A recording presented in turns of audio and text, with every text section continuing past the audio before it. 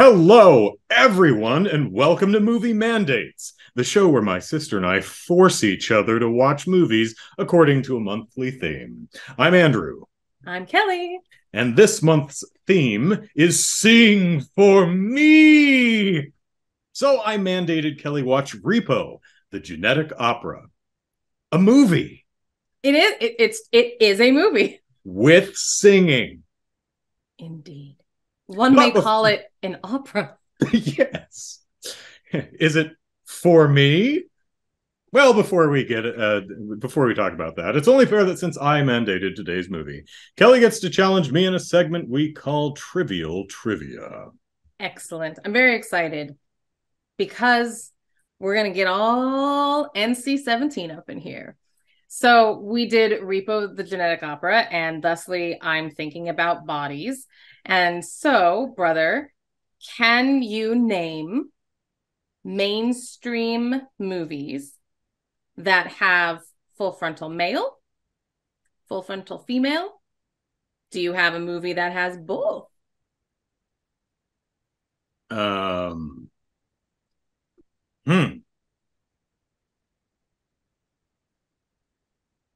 I bet I could name a lot. I bet there's a lot more full frontal female nudity than there is full frontal male. Indeed, the 70s and 80s probably provided a lot of that.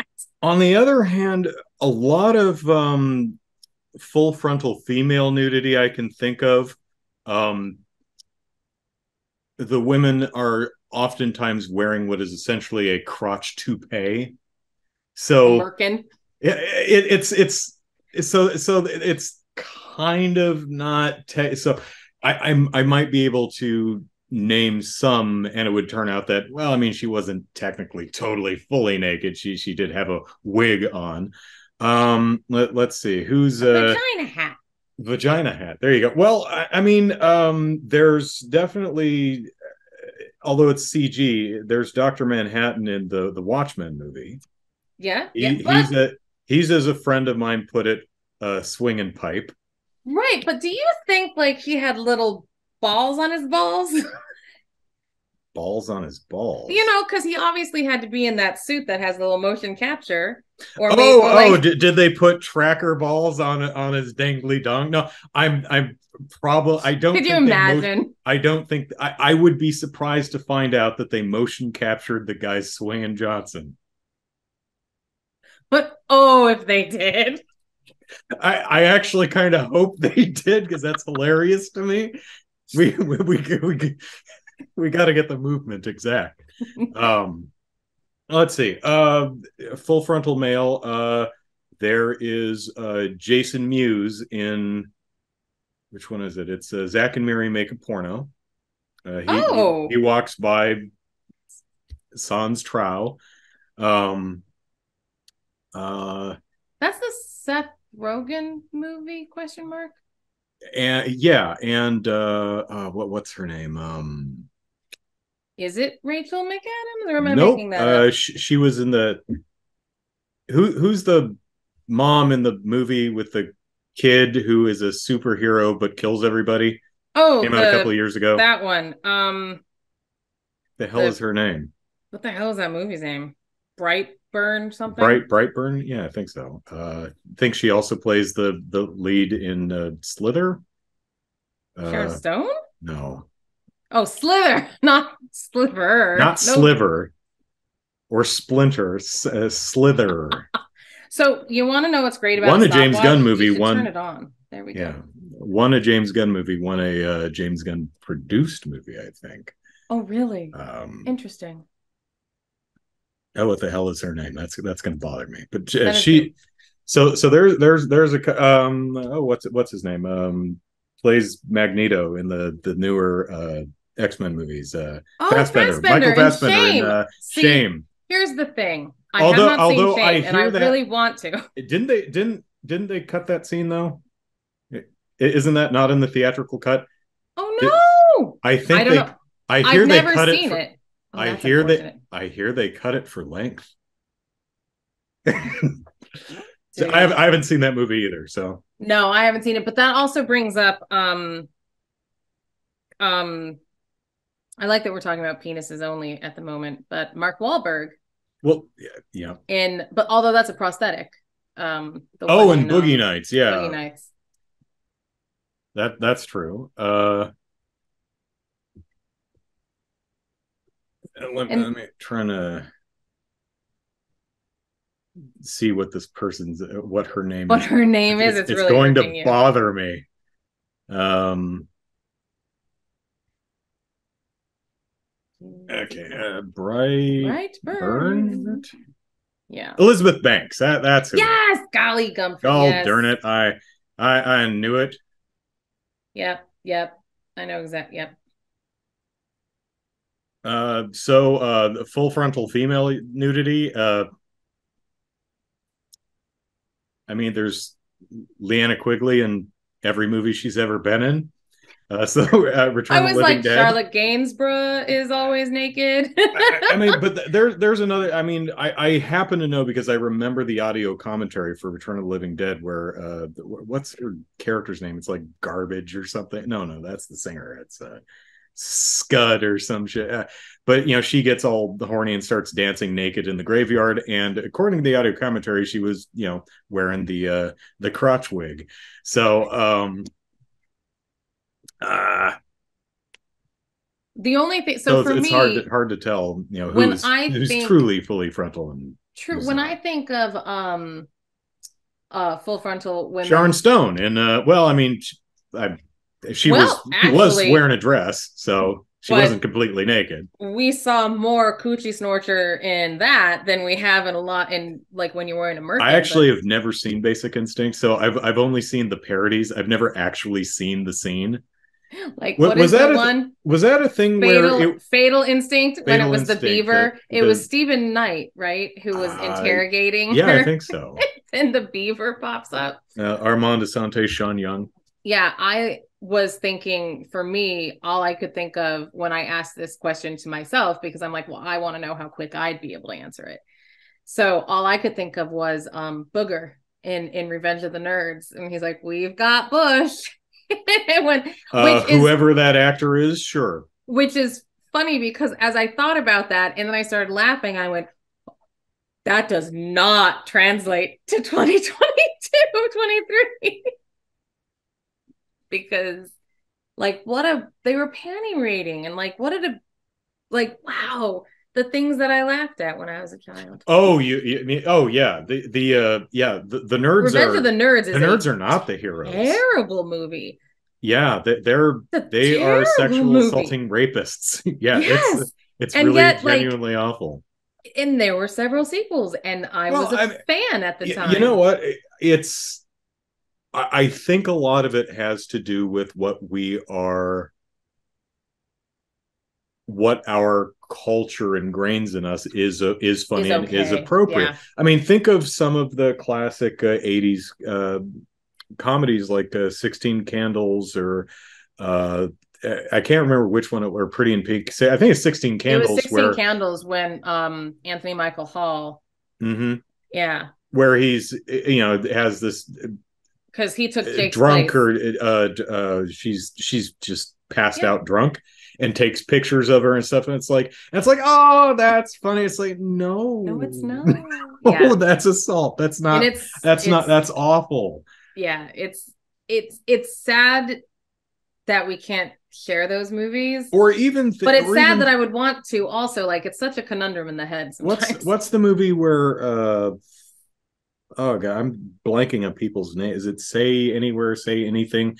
The Cusack? whole John Cusack holds up Say the boom anything? box at Say Anything. Thank you. With Sky Ione or Ione Sky. That's What's the order creepy of her name? stalking. Oh, What sure. Oh, he's sure. doing, this was really common in this era of films where it's like, oh, you just gotta stick to itiveness, and it's like, Stalking it yeah, will that's get you the stalking. girl. Yeah. Stalking used to get you the girl. Yeah. I So, think that luckily I think that most people who look back on these movies and go, oh wow, yeah. yeah, that's not cute or charming or funny or endearing, or that's just creepy stalking. Yeah. Yeah, Here's that's a hoping that that's yeah. true. So Well, yay! Talking about people's privates. Look how far we've come from And the of course, 80s. and on the reverse side, you have Kevin Bacon in the original Friday the 13th. So we got to get our butts in there too. And then you have the front of Kevin Bacon in Oh, Wild Hollow Things Man. and Oh, Hollow right, Man. and Wild Things. That's right. He's a proud man. He's a proud man. Well done, Kira. Okay, so I actually, what was funny is I learned that he was married to Kira's Sedgwick. Sedgwick a couple weeks ago when I watched the Guardians of the Galaxy holiday special, and Yeah. he And he calls called her. Kira. I'm like, Google. Oh, Kira Sedgwick. I wonder if that's her. Google. Yeah, that was her. Neat. So, I mean, they only have a child who's also a budding actress.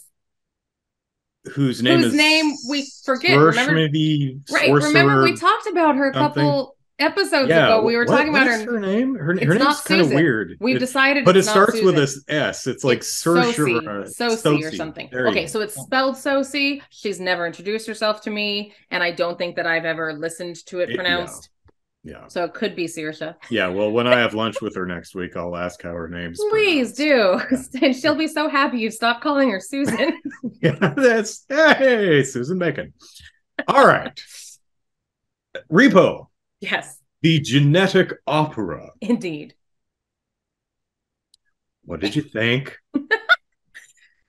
So here's the thing. So I Here's it was let me pose a different question. okay, fantastic. What do you think I think of this movie? Oh, you love it. You have to love it. It's so I have so much I'm so excited to talk about it. And this is gonna be a long I'm episode. excited to talk about it too. I think it's so fascinating. Yes, I agree. I think that so let me start at the very beginning. It's a very good place to start, you see. I first, when I was looking it up to see like where am I gonna watch this thing? I don't know why this side of my mouth goes all the way back to my ear and this side of my mouth can barely move. It's like I've had a stroke. I haven't. The point is I typed in to see where I would watch it. Mm-hmm. And of course, you know, inevitably you get a few cast members and it's like, oh, Paul Sorvino and Sarah. And I'm like, oh, Sarah Brightman is in this. Okay, maybe this is credible. Paris Hilton? Isn't this? Yeah. And so then Bill no, but Moseley, here's Alexa Vega. I need to stress this very clearly. I saw Sarah Brightman and my Like, wait a hopes minute, went did this thing have a budget? my hopes went up. And then I saw Paris Hilton and I said, I'm like, I can't wait to understand that relationship. She's going to blow her out of the water. And then the very first scene of Sarah Brightman and Paris Hilton. Well, Sarah Brightman is in the background of a lot of scenes before now because she's the voice, because she's on the billboard. But like when you finally see her, Paris Hilton comes up and goes, I can sing better than you. And I'm like, no. I'm like, I love that the introduction to these characters is her telling Brightman that she can sing better than her. And I'm like, don't talk to Christine that way. But I was. So here's another thing. Paris Hilton can't sing. I'm fine, but here's the thing. She sounded good because everyone was digitally altered, including Sarah, by the way. But somehow the two brothers, nothing could save those performances. Bill Moseley and whoever the other guy was. The worst possible performances I've seen on celluloid. Okay. Every scene those men were in, I'm like, oh, God help me. I cannot. There are things I can, and there are things I cannot. In this one, this is a thing I cannot. It was painful. Luckily, they're not in that much of the movie. Luckily, they're not in that much of the movie. And the movie's only 90 minutes. So, before we go on, What is the premise of the movie? Let me answer my own question by informing everyone what I think of this film. I love what this film is trying so hard to be. That's the thing. That's why I said it's so fascinating. This I'm like, it is fascinating. This movie, more than fascinating, the movie is actually rather frustrating to me because fair. I really want it to be the movie it is so desperately trying to be and not making it. Sure. And we'll talk about this, but what's also particularly frustrating is it's not like the creative team, whoever they are, don't understand the genre. They clearly do, and Correct. often have really good instincts. Yes. Just not the talent. Right. That comes with experience. I think they're fans, and I think they are. I think they're fans, and I think now that it's been 15 years, I hope if they've continued doing projects like this and have gotten the experience and gotten better and better at it. Right. So the premise is absolute gold. I love it. I love it. So the premise is in the near future, there's an epidemic of organ failures. And most of our organs are pretty important, and if they fail, we don't do so hot. So there's not too many organs that can go kerputz, and we're like, That's so fine. Epidemic of organ failures. People are dying left and right. So a dude named Rotti, played by Paul Sorvino of all people. He did go to the he has an intense theatrical education, though. I mean, I'm just doesn't sound like he has an intense musical I did not education, say that. though. Raw talent, though. Yes. The guy clearly has he strikes me as someone who has raw talent, but he's never been trained. No. Because like, there were like, some Paul, moments... can you sing? Hey, Paul, imitate an opera guy. And Paul goes, Mo! Like, oh, shit. Okay, sure. Does that mean he can sing? No. Very much no. So your word frustrating, agreed. I think that I translated that into fascinating. Like, I'm like, oh, yeah. Both. It was all great, except it wasn't. Because, yeah, his first aria and recitative was just a bomb. I'm like, oh, you can't. You're down. And then he sang again when he was singing to the girl. In the car. Yeah, and I was like, Shiloh, yeah. Right, and I was like, oh, well, how come you didn't sound like that? Yeah. Before? Yeah, it's like, what it sounds like to me is raw talent that's never been trained. Yeah. He can sing, he just doesn't know how. And I mean, and they didn't give him the lessons or take the time to really. This was clearly very low budget. I imagine most of the people that are in the. I'm still surprised though. Like people like no disrespect, but folks like Alexa Vega, Bill Moseley, whoever I recognize the dude who plays the Repo Man, but I couldn't. Anthony something or other, I think. Oh, Anthony Head. Is it Anthony Head or is it Heed? I don't know. I actually don't know, but I've seen him. TV actor, I think. He was in Buffy. Well, that's TV. So yeah, I've seen him before. And so folks like that, folks like that, I mean, that sounds we mean. aren't folks like that. I am not folks. I'm not even up to that level. I'm not too surprised to see folks like Alexa Vega and Anthony Head and Bill Moseley appear in this movie. But then you have Paul Sorvino and Sarah Brightman. And Paris Hilton. I'm like, okay, so you hired Paris Hilton, but it's like, are they friends or fans or just really are hitting a rough patch, have nothing better to do, just really like the material? I don't know. I mean, I guess technically Sarah Brightman isn't young anymore. And when did she do Phantom? Was that the late 80s or somewhere? I think so. Was it? I mean, she's not old, but like she's not an ingenue anymore, I guess. No. And I don't know what she's up to, but like, yeah, I think it was late 80s with Michael Crawford. But like, So I'm sorry, I completely interrupted you. You were talking about Roddy, who has Right. cornered the market So on dot dot Roddy dot. started a company called GeneCo, which allows financing of organs. Because if your organs fail, you need a new one. That's pretty expensive. Most people can't afford it, and that's where GeneCo comes in, and it will essentially lease you an organ. But if you can't, but since they're leasing, since they're financing it for you, your organ that you're using is their property. So if you don't keep up on the payments, they will repossess your organ whether you need it to live or not. So they literally send out repo men to rip the still beating heart out of your chest because it's their property and you're not paying for it. What a wonderful horror premise. That Right. is a great dark gothic horror rock opera premise. So let's dump a ton of other shit on top of that. Okay.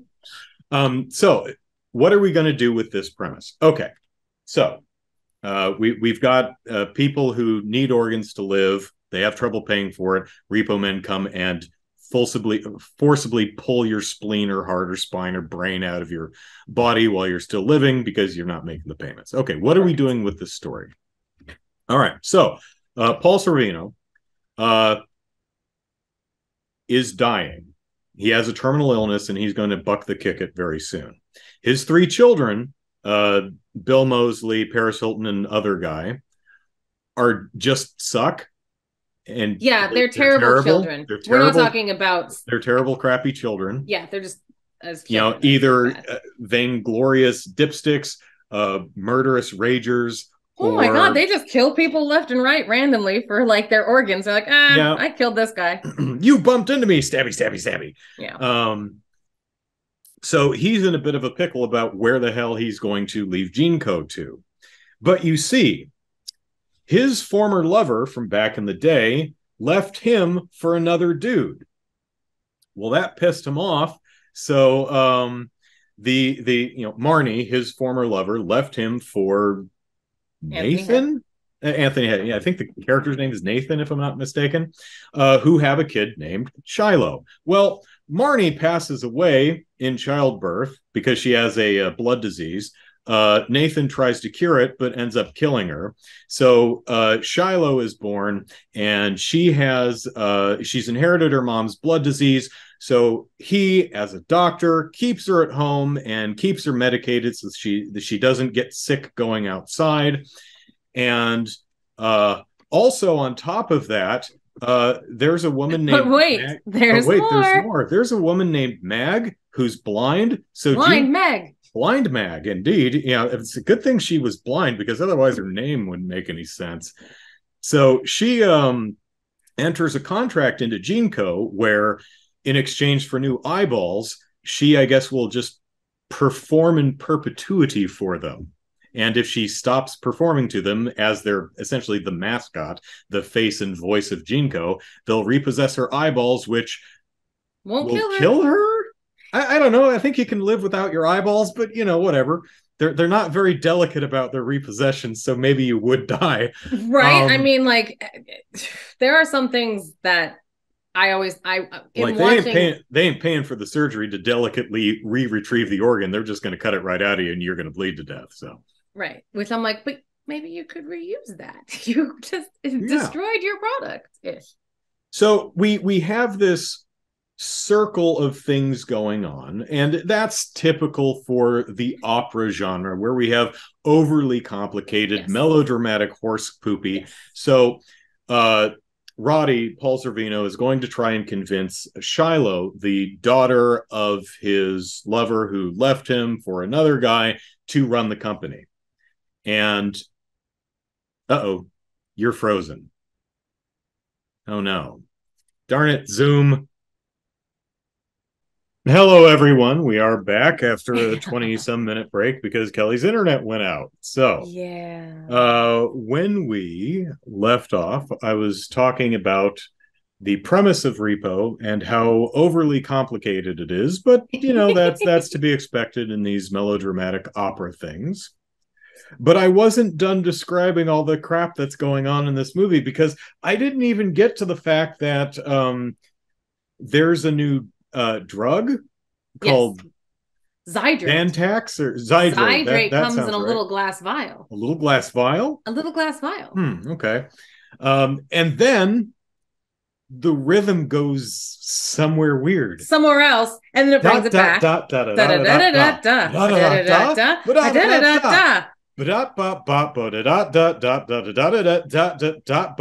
da da da da. What? It's like, anyway, we'll get to the music. Well, and we'll get to that character. I have a lot. The grave robber, sure. Of thoughts about the grave robber. In addition to all this stuff I had talked about, we also have there's a new anesthetic, Zydrate. Comes in a little glass vial. Yeah, right. Okay. So there's a new drug which is used as an anesthetic for the surgeries. But apparently it's highly addictive. So it's become a street drug. How are they getting it? Well, apparently you can just suck it out of the brains of corpses. Yeah. So I guess the idea is it's a synthetic drug that's used as an anesthetic, but then when people die, because probably their organs were repossessed, you can get remnants of it from their brain? Or is it a naturally occurring chemical in the brain that's used in it? I don't know. I don't think the movie ever makes it. I don't think the movie ever makes that clear. It doesn't really matter. I think just because we're sucking it out of people's brains with a syringe is gross. Okay. And it's bright neon bluish. Yeah. And it glows. We have rich people who are getting surgeries because they can afford it as a bit of a status thing. And then you have the have-nots who are getting surgeries because they need to live, but they're also getting addicted to the Zydrate, but they're also addicted to surgery, and it's not really clear if they're addicted to one or the other or both. I was so confused. So Paris Hilton. But we've got more to talk about. I'm so sorry. I didn't mean to interrupt the flow. Yeah, because we've got the grave robber who is essentially our omniscient Puck-esque trickster narrator dude. Here, he's the Greek chorus. Kind of, yeah. Except they made him real, yes, which should never have happened. He exists diegetically. Be the Greek chorus. Now, you can have the Greek chorus kind of come down from on high to interact with the cast at times, and then back out and do the Greek chorus thing. Because they play everyman, like Che in Evita. Sure. And Antonio Banderas. Or the Greek chorus in Little Shop of Horrors. Yeah. But like Antonio Banderas interacts with the people because he just represents the people. Yeah. And I think the grave robber should have been a Greek chorus, because there's one very excellent and then upsetting scene that he comes to get Shiloh from her, isolation. The tent and she goes, thing? Yeah. "You're real?" And he goes, "Duh." And I'm like, you ruined it. He's not real. He is not. He is everyone. And he could have let you escape and still been the just overseer of, keeping the story moving. But anyways, that was my thing about Mr. Grave Robber. But also Paris Hilton, for even though she has a rich daddy who I guess cut her off, she's addicted to the knife. Yes. And the Zydrate. Or maybe the knife, but she needs the Zydrate to get the surgeries, which maybe daddy won't pay for, and that's why she's going to the street to get to her. It's not really clear, and this plot line doesn't seem to affect anything, so I don't really know. There's a lot going on in this movie. Yes. So now, as I mentioned, even though there's a lot, possibly too much, and looking at the track listing for the soundtrack, it looks like they may have cut like 30-40 minutes from this film because there was a lot of music that's not in this movie. Oh, wow. I just looked at the soundtrack listing, and you had 20 minutes. Yeah. Well, not now. Like last week when I watched it. Also, because of illnesses, we watched this movie a week ago instead of last night. So normally we're like yesterday when I watched it, so it's fresh on the brain. And it was a week. So the plot is overstuffed. It's confusing, but I could forgive all that if the music was great. If there were great singers singing great Yeah. music. That is not the case There was one. because I thought the grave robber was the only one who what? saying well. He's okay. He's he's if I'm drawing the lines in the credits, that's the guy who wrote the music. So he's clearly writing stuff he can sing. But Okay, fair. as far as his sing, his name has a Z in it. I have no idea how to pronounce it. I don't know who he is. Right. I don't know what he did. But as far as in that show, he was the one, which again isn't saying yeah, much. He's fine. All right. Here's the biggest problem with the movie. Most of the music is bad. This is true. Most of the it's not memorable. You can't sing it later. I mean, yeah, the Zydrate comes in a little glass vial. That's one of the most memorable riffs from the entire soundtrack. I would not be surprised if that is the most popular song among whatever fandom this movie has. Zydrate heads. No, I don't know. Yeah, I don't know. When I say the music is bad, I'm talking about the instrumental accompaniment, the actual arrangement and instrumentation of the music. I am also talking about the melody of the song, both note-wise and rhythm-wise, and the lyrics. The music is broadly bad. Like, to the point where oftentimes it sounds completely atonal. Like, there were many points throughout the film where I was listening to it, I'm like, okay, that's just wrong. That's like the wrong chord. Or I would listen to some of the singing, I'd be like, the singer isn't missinging that. That's just the wrong note. They wrote the melody wrong. Or I get a weird rhythm. I'm like, that's just the wrong rhythm. Or I've constantly complained about lyricists who try to stretch rhymes into. I'm okay. I'll fudge a rhyme if the lyric is particularly clever, but typically, if you try to rhyme words like chain and again, I know you can't stand bugs me. Don't you have a video about that? I probably do, but this movie goes so far as to rhyme things like chain and hair. It's like that just doesn't rhyme at all, guys. Come on. I'd say the singing is broad, ranges from pretty bad to okay to serviceable to Sarah Brightman. which again, like in this specific film, even until Sarah Brightman is going on her, just operatic riffs, like all the stuff that she does, which is gorgeous and beautiful, and like just like butter over the entire show. When she's doing her just regular singing with the other, it's not even good. It doesn't showcase her voice either, because I'm like, even Sarah Brightman can't save some of these melodies and rhythms.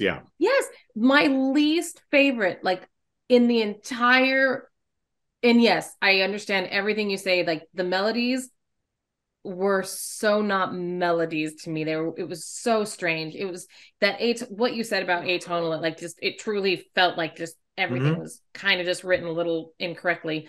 The grave robber, my non-Greek chorus, his first incorrect, one of his songs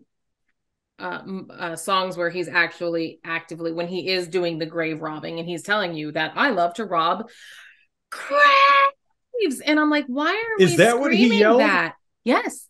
Okay, because he has I have a job where I steal and rob graves. I guess he's saying graves. He's saying graves. Yeah. Okay, but that's a diegetic yell because the cops are like, go get him. And he's like, oh, shit. Yeah, which is another reason why he shouldn't be real, because he's actively yelling, which means he's just something. They couldn't figure out what they wanted. And you're right. And I think that's also the frustrating part about it. How do you he steals and robs graves? I mean, you can rob a grave. How do you steal it? And how is that your job? I mean, I make money doing. I mean, I make money from I mean, I guess if you're sucking a the panhandler, zydrate that's at. your job. What do I you do? guess I it's panhandle a on the weird. corner. I mean that's probably the least problematic lyric line in the Okay, entire show. But so the lyrics of that, fine. I steal and I rob graves is it? But like, you know what? why Fine. did you go that way? Why did you yell graves when you Maybe there's a actively comma had? there. I steal. My job is to steal, comma, and rob graves. Yes, but Sure. just how it's the whole thing. That song bothered me because of the way it was written. Yeah. All right. Quick. Let me just Quick, go over sorry, the go cast go. and tell you what I think they're singing. All right. Go. Um, Grave Robber, solid. So yeah, Not surprising because he clearly wrote it for himself and he knows what his strengths vocally are. So that yes. makes sense. That doesn't surprise me. It did not surprise me at all that the Grave Robber was the writer when I saw that in the credits. You're like, oh, I'm that like, tracks. that tracks, yeah. Well, I'll get to that. Bill Moseley and the other brother are terrible, but these are the kind of comedic characters where you can get away with crappy singing.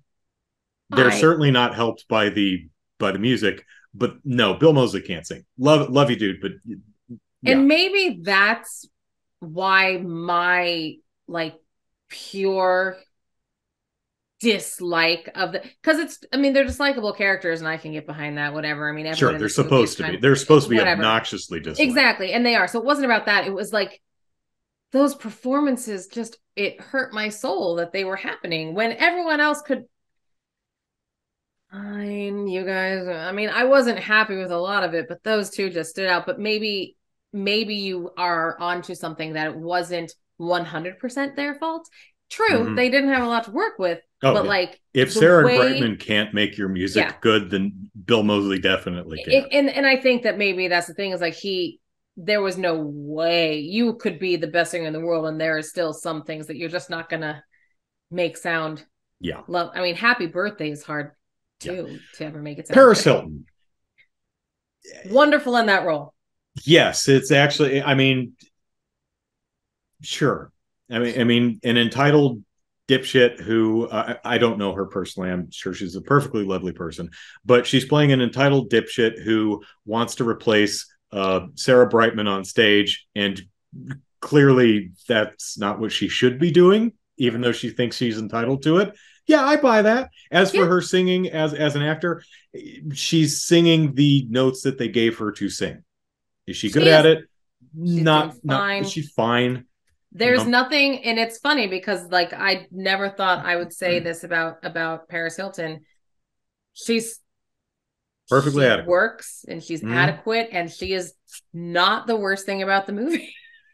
Paul, But no, she we totally talked works. about we've talked about Paul Sorvino. He Yep. can't sing, but Nope. I think he could be trained to sing very well. If yeah. Yeah. Uh, Alexa Vega, who we all know from Spy Kids, playing Shiloh, is hit and miss. Again, not helped by what she's asked to say. A lot of times it's just like, that's just not working. And then sometimes she busts out some lines. I'm like, Yeah. dude, that totally worked. Again, So I think Alexa Vega would be solid, but she needs good music to support her. thank you. Who were we? Oh, she suffered the same thing Paul Sorvino did in that I believe it was her first song. I was like, oh no. Oh no, really? I mean, the song is Okay. not good, but Yeah, yeah. and then the second one where she like sings to her dad or whatever, I was like, oh, I mean that's I hate the song, but you're not terrible. You're kind of Mm-hmm. pulling your weight. Good for Yeah. you. And It then was so weird to have these dichotomy of performance within the same film song. Yeah. So I and mean, song, yeah. I sometimes mean, within the yeah. same A lot of these actors stanza. would oscillate between that god that no that's not working to wow that okay yeah that works in the same song. Yeah, yeah. Anthony Head, the Repo Man Anthony, yeah, himself, Repo Man.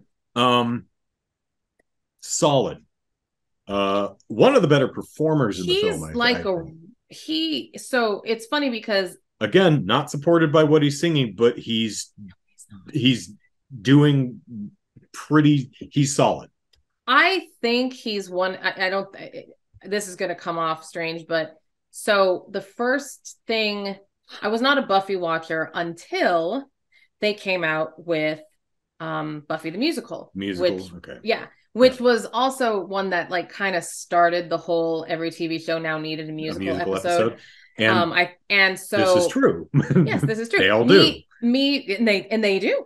And me being such a musical lover, I think Alfie, my friend, used to watch Buffy, and so he was like, "Let's watch it together." And I was like, "Well, I like musicals," and you could tell in that episode that they wrote a lot more music for Giles, I think is the name of Anthony Head's character in Buffy. Well, I have no idea. Because they were like, this guy actually sings, and I think he's like one of those guys that has like a rock band on the side or like a pop band, rock, pop as in father pop, not like yay. Sure. I don't know how to say it with the other kind of pop, and I don't mean soda, I mean the type of music pop. But like, yeah, I think he has like one of those like kind of like, oh yeah, just a little above a dad garage band, but like, yeah. So he's someone who I think has had. Joan Jett is there for like 30 seconds for some reason. What? Where? When? In the 17 song, the woman on the guitar.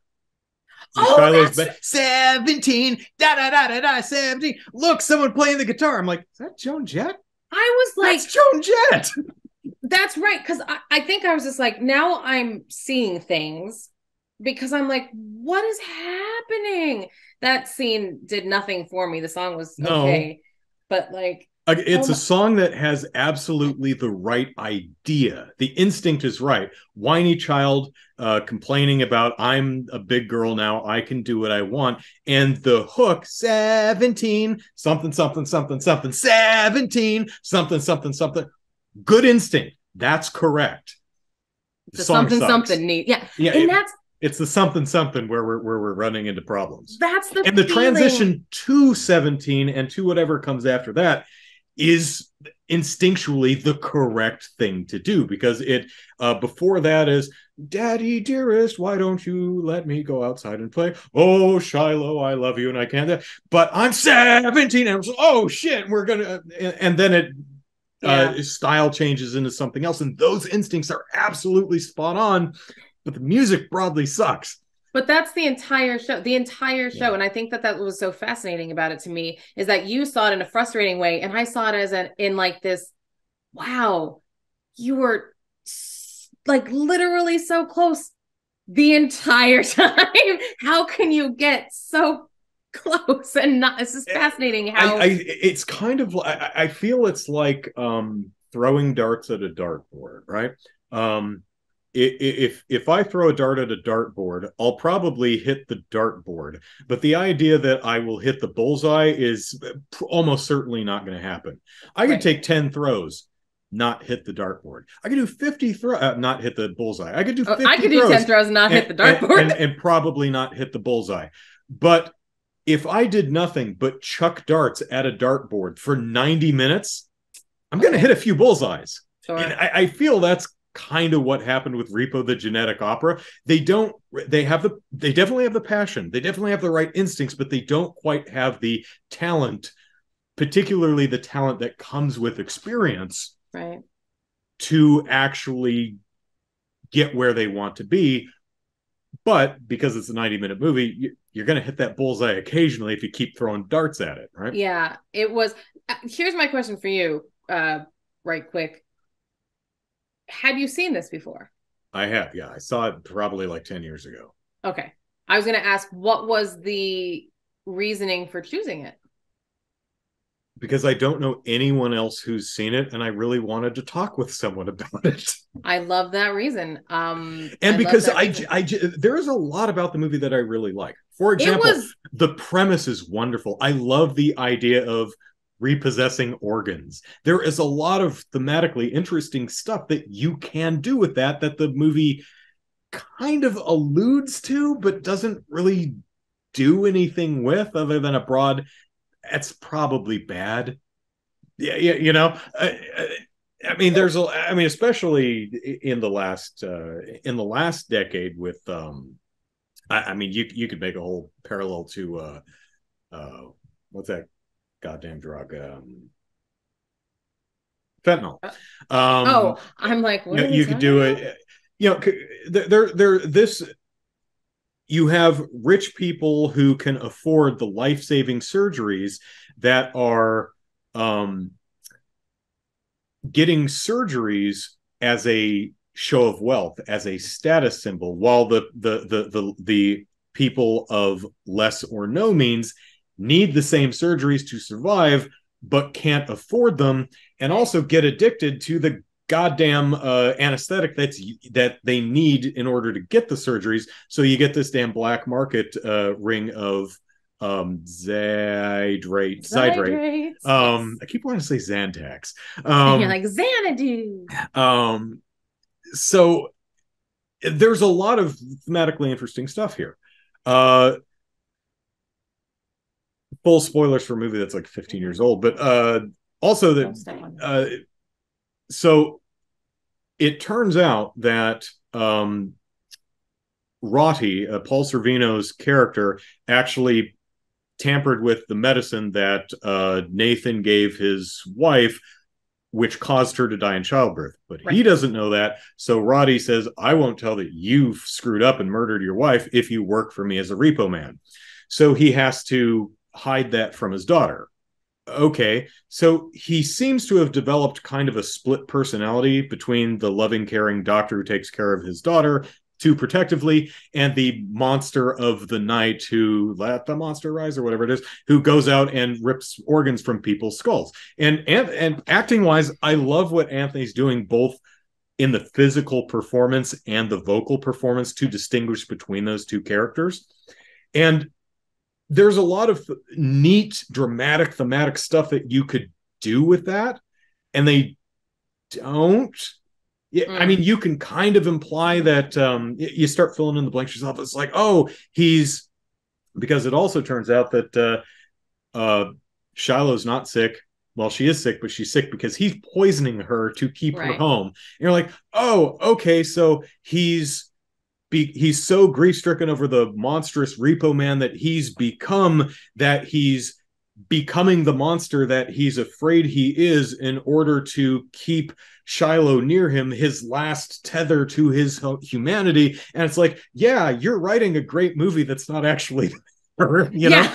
That's not in the movie. That's just kind of the blanks I'm filling in myself. Headcanon. Like there's a moment towards the end of the film where Roddy is saying, "You have to go repo blind Meg, yes, Meg, one of the two, Meg.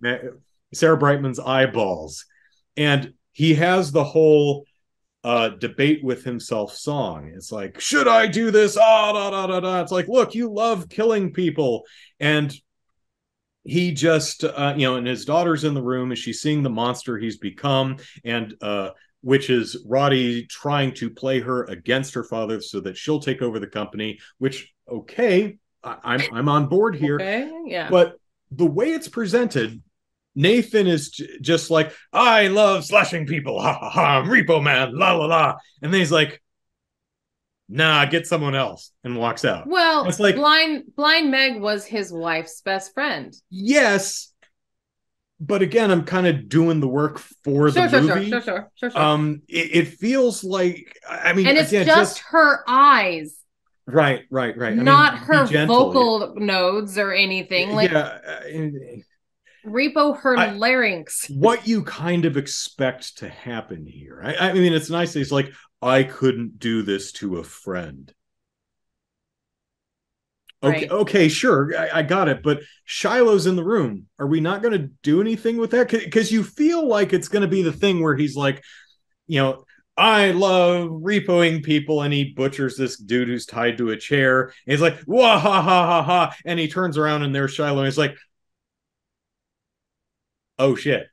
And then he looks back at the dismembered corpse that he just eviscerated, and he looks back at Shiloh, and he looks down at his blood-streaked hands and an outfit, and it's like, and that's when he makes the choice that it's like, no, I am not going to be this monster for even though this is clearly going to get my ass killed.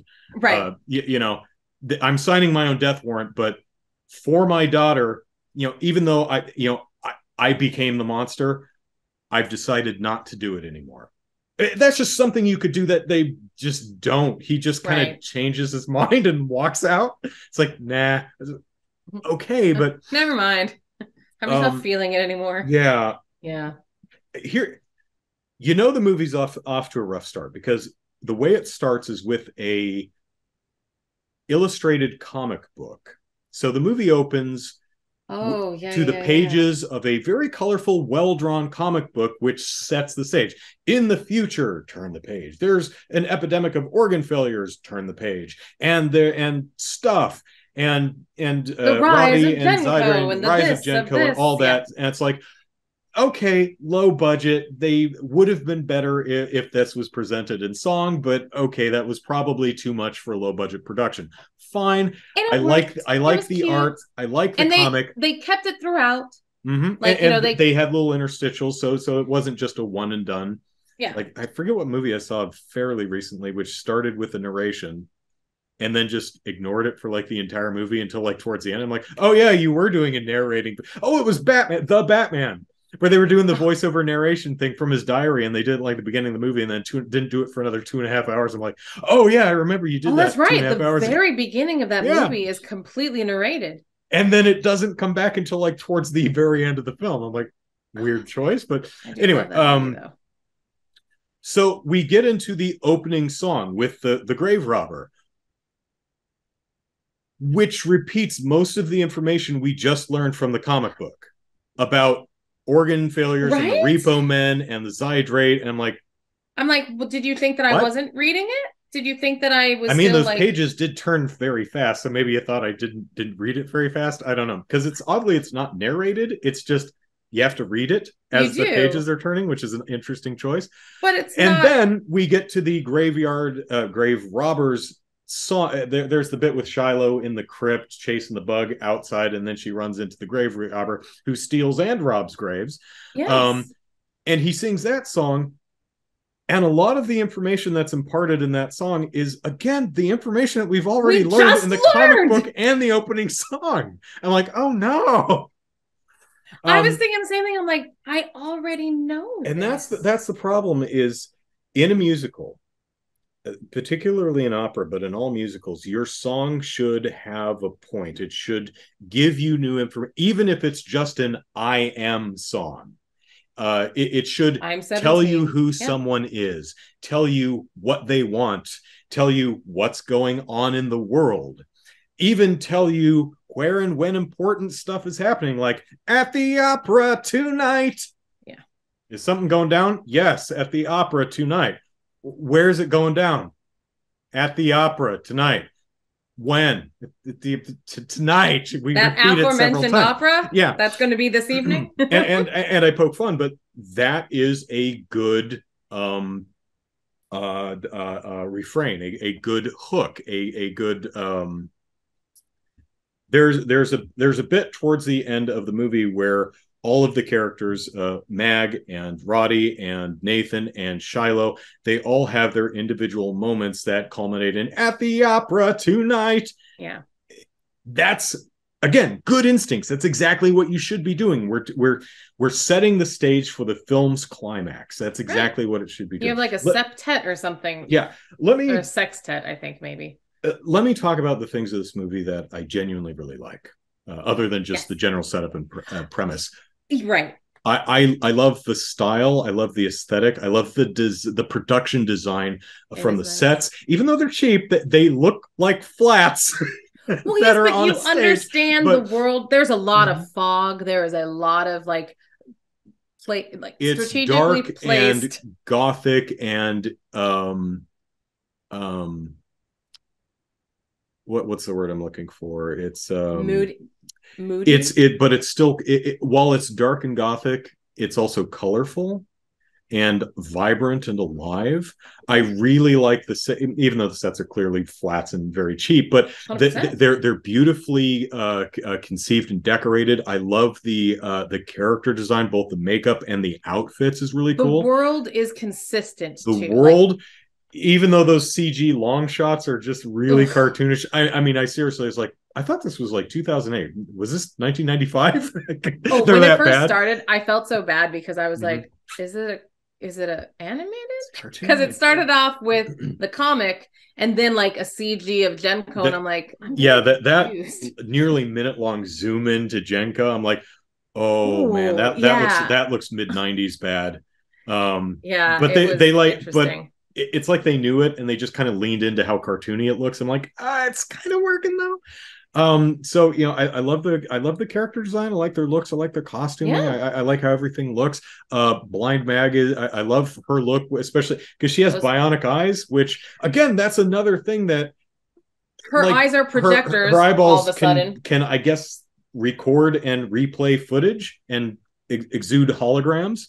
And it's like, well, this seems like a missed opportunity for like the upper class to get really extravagant and wild with their cosmetic surgery and like Yeah, really, where's the $6 billion laser. man in, I'm guessing they just didn't have the budget for it, but they also didn't appear to even try.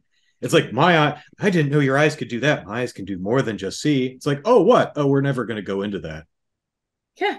I mean, is this a recording of your mom, Marnie, or whatever her name is? Is it a Is it a memory? memory? I'm not sure what she's doing. It's a really cool visual, though, with her big lashes and her blinking and the lasers coming out of her Yeah. eyes and the ghostly apparition of, I'm guessing, Marnie in front of her. But I mean, it's not like Shiloh's never seen what her mom looks like. There's holographic portraits of her all over the damn house. It's just so funny. So let's talk about that scene. And I know this one is running longish, but I think Yeah. it's amazing to talk about. Like that scene, Marnie is meeting Blind Mag for the first time, and Blind Mag never realized that. Shiloh is meeting Blind Mag, and Mm-hmm. Blind Mag never realized that Shiloh was still alive because she was She Marnie's was best friend, who she was was the told that godmother. Shiloh died in childbirth. And she was told that both Shiloh and Marnie died in childbirth. So she was going to be the godmother to the child, and told it was dead. And then when she met her, she's like, I'm your godmother, and I thought you were dead, and you are the spitting image of Marnie, which, by the way, they are two completely different, Nope. even. No. And I am for mixed families. Stir that goddamn pot, people. I'm all about that. But they are completely different No. ethnicities, and when you have little Anthony Head in there that wasn't really contributing to the ethnic pot, then you're not the spitting image of your mother. That being said, You know what this goulash needs? Mayonnaise. that being said, she's like, I can prove that I'm, your godmother. Look, and that's why she shows the projection of the mother. And I'm like, if Of someone course, was just to Shiloh play a already movie of opened the my front mom, I gate wouldn't. for her, so I'm And like, I'm like, it seems it's just timed kind so of weird. weird. But I'm like, just because someone played a movie of my mom doesn't mean I'd be like, oh yeah, you must have known her, and you really are my godmother, and now I trust everything. Very awkward. Very awkward. Also, that particular scene, because Mag gets, finagles her way into the house to talk to Shiloh, even though, while I did have trouble understanding a lot of lyrics, she didn't seem to have any really thing important to impart. So I don't know what she had to say. She was just introducing She's herself, just I saying guess. hi, I guess. But I mean, I exist. she has some advice. Like, that song is so weird because there's this high pitched yodeling as a refrain or chorus, and I have no idea what the lyrics there are. I don't know. No idea. It's I probably the forget. title of the song, I would but have known if it I was no last idea. week.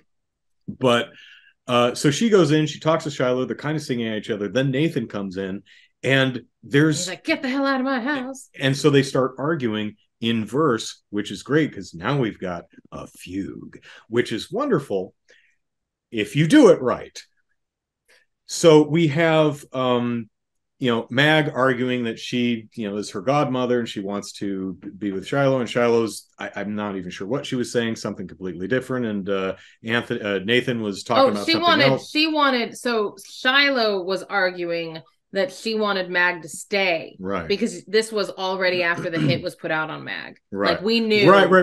Mag's eyes were she leaving. runs up in the room. It's like, And we saw Shiloh her doesn't contract. realize her dad is the one that's supposed to take the eyes Right, from her. exactly. So she's like, Mag needs to stay here under our protection. And he's like, get the hell out of my house. And at that point, I don't think Nathan was commissioned to take her eyes. I don't think that had happened yet, so he doesn't know at this point. So that seems like a missed opportunity for some dramatic tension.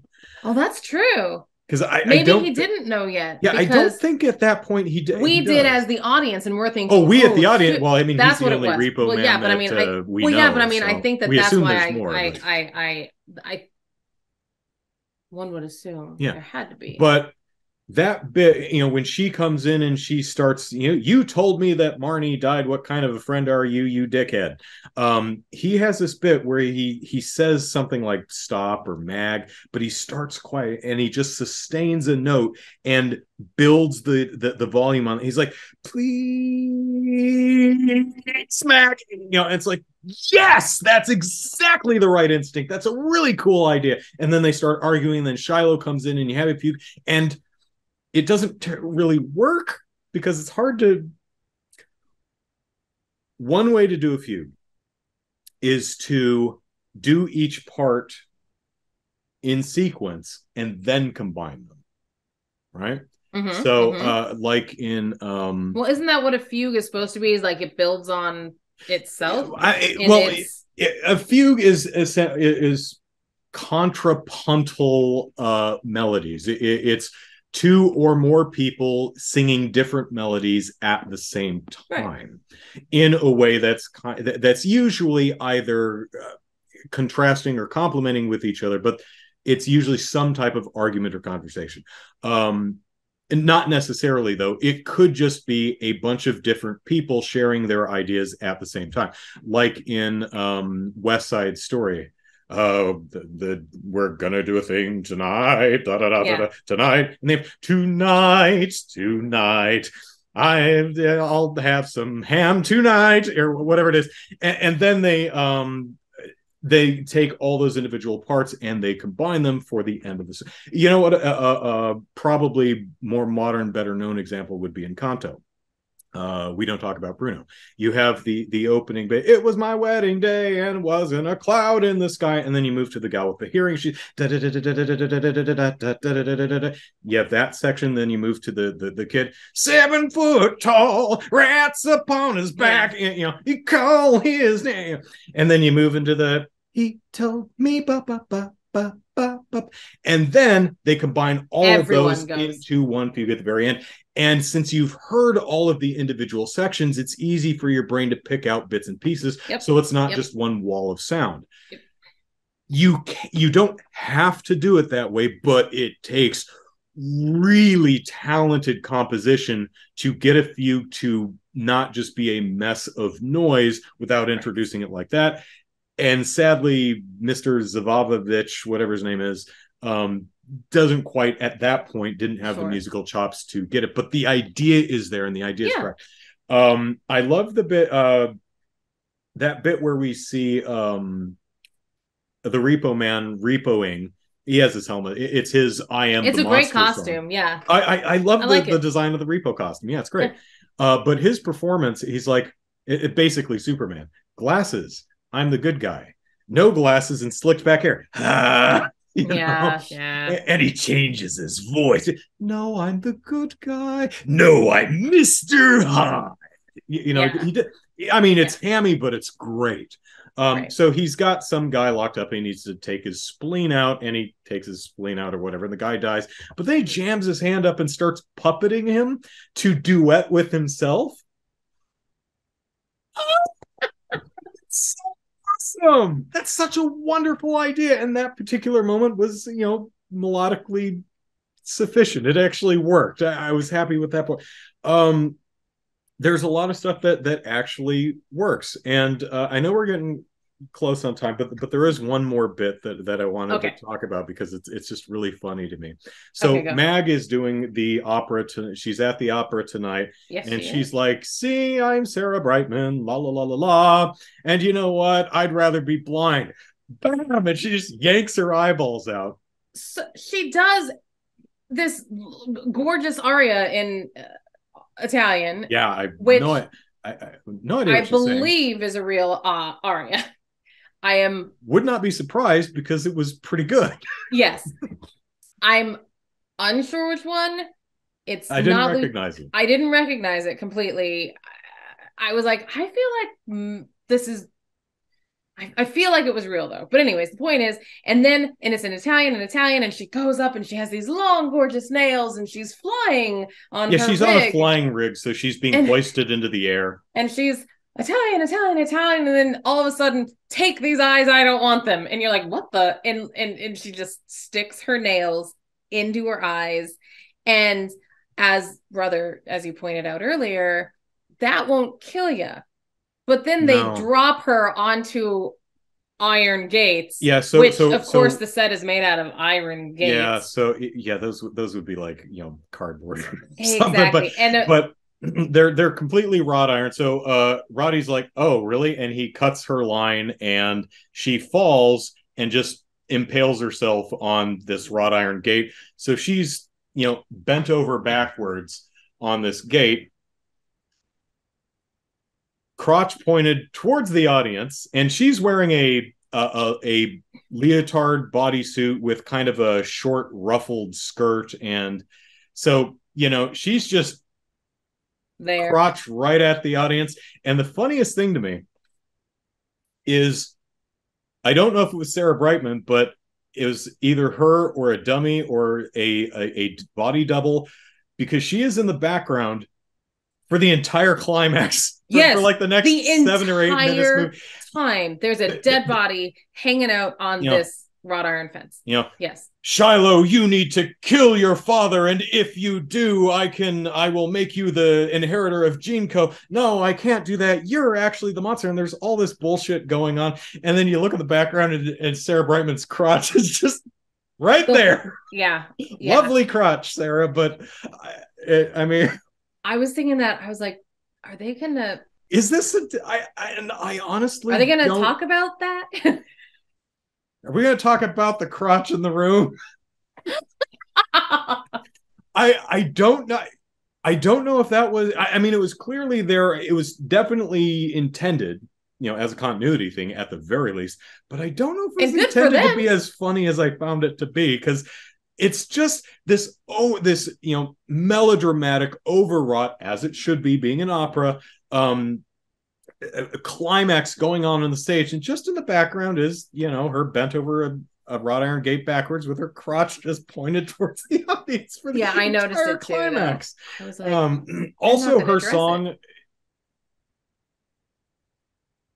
There really should have been some English lyrics that built up to, "I'm sick of this shit and I'd rather be blind," rather than just suddenly, you know what, peace out, bitches. Okay. I honestly rewound it. That was the only time in the movie that I rewound I did the 10-second back thing, because I heard everything she said, but I was like, did I miss a build up to this? Did I miss something? Did they actually have the subtitles for it and I just wasn't reading them or something? Because I was like, and then I was like, oh no, it really does just all of a sudden be like, beautiful, beautiful, beautiful, beautiful. Take these eyes and suck it. Yep. And so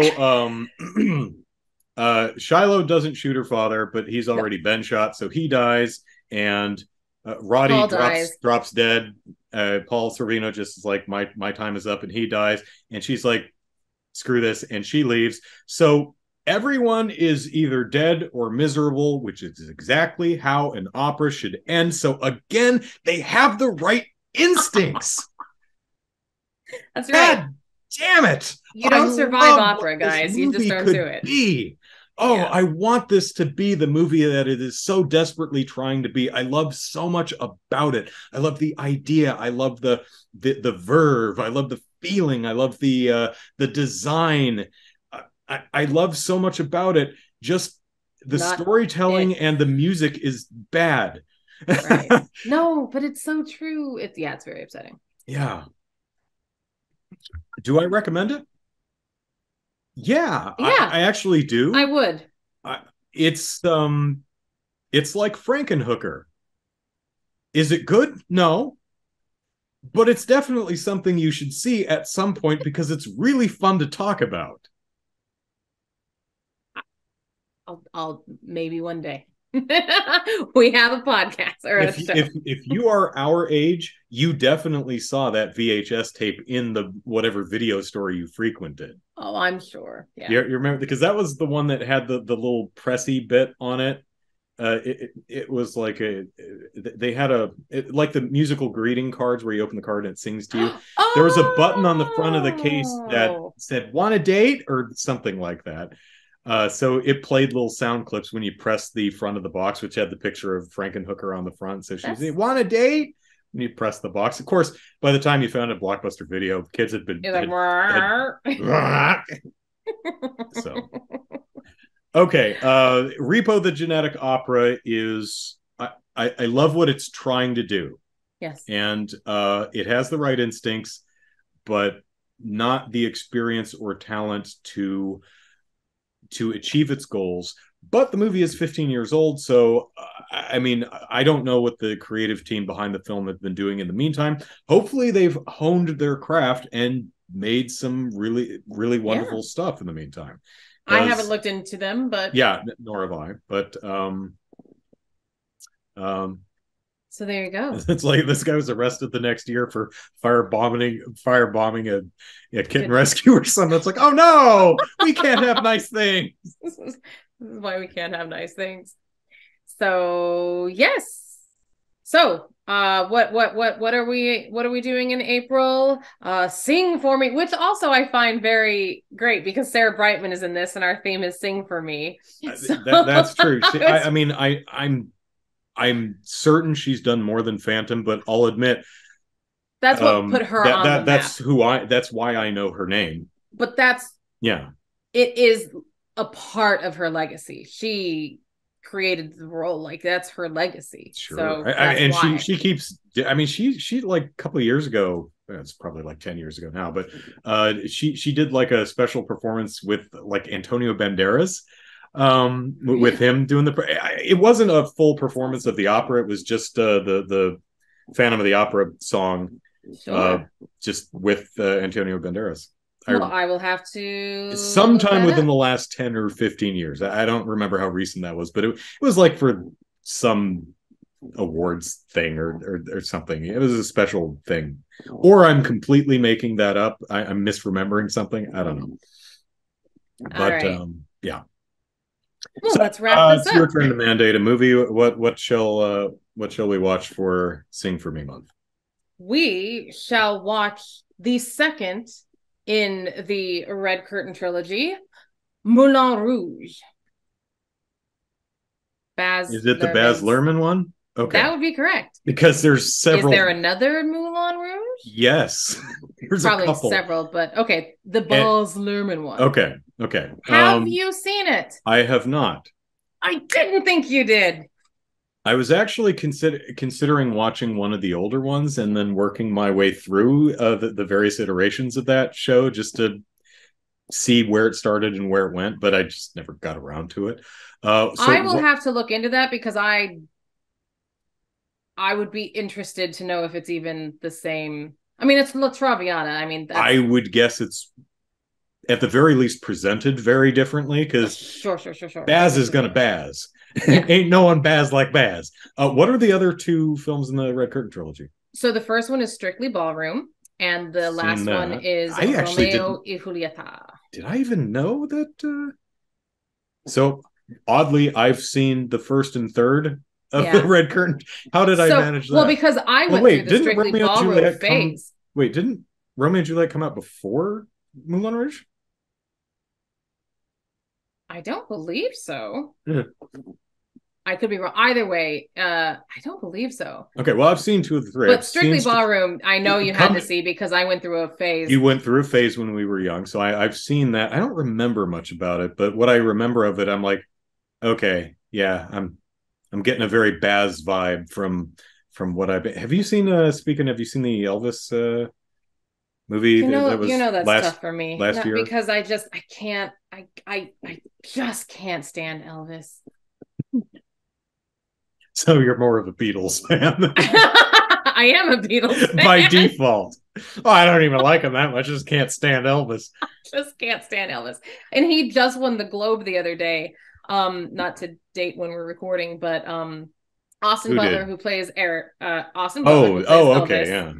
won the Golden Globe for that performance.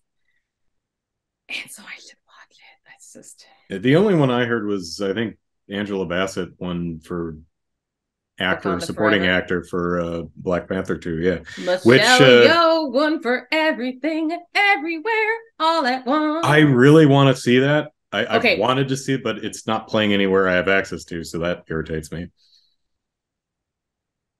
It's not streaming anywhere I have access to. I'm gonna have to give you access somewhere then, because you need to watch it. Okay, let's wrap this up, and I'm gonna find out where it is so I can give you access. All right. Well, today's episode may have come to an end. Yes. But fear not. No. For Sing For Me month continues next time with Kelly's mandated movie, Moulin Rouge. Moulin Rouge. If you'd like to watch it too, check out the description to see where it's currently streaming or available to rent. Until then, you can watch Movie Mandates on YouTube or listen to it in podcast form on iTunes. And hey, if you enjoy the show, want to help us reach a wider audience, engagement is the key. So if you're watching on YouTube, like and comment, and if you're listening on iTunes, rate and review. Much obliged. And with that, I'm Andrew. You can follow me on Twitter at Andrew Eisen. I'm Kelly, and you can follow me at Get Isengard. We hope you've all enjoyed this episode of Movie Mandates, and we'll be back soon with another mandated movie. Bye, everyone.